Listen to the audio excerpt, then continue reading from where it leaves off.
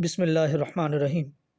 حضرت موسیٰ علیہ السلام سے ایک غریب آدمی نے درخواست کی کہ یا موسیٰ، آپ کلیم اللہ ہیں، اللہ تبارک و تعالیٰ سے دعا کریں کہ وہ میرا رزق بڑھا دے، مجھے کئی دن تک فاقے ہو جاتے ہیں۔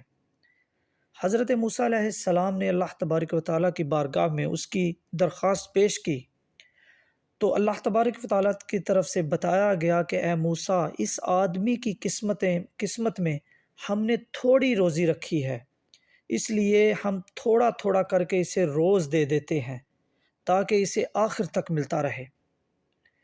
آپ نے جب یہ بات اس آدمی کو بتائی تو اس آدمی نے درخواست کی کہ آپ اللہ تبارک و تعالیٰ سے سفارش کر دیں کہ مجھے میرا سارا رزق ایک ہی بار دے دے۔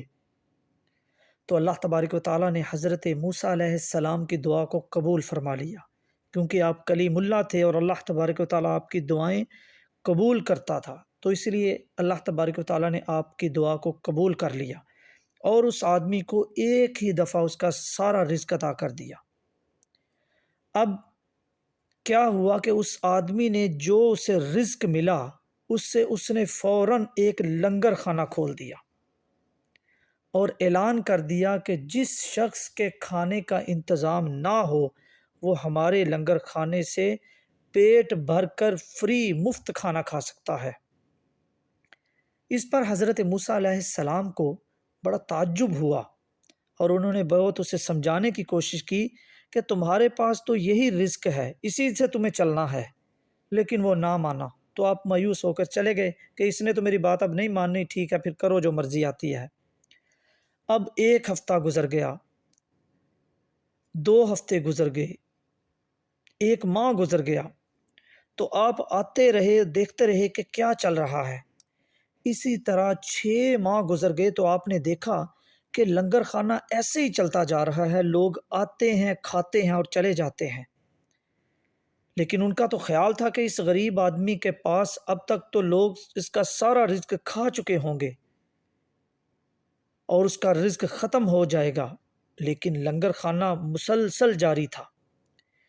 اس پر حضرت موسیٰ علیہ السلام نے اللہ تبارک و تعالیٰ سے عرض کی کہ یا اللہ، یہ کیا ماجرا ہے، یہ کیا قصہ ہے، اس کا تھوڑا سا رزق ابھی تک چل رہا ہے۔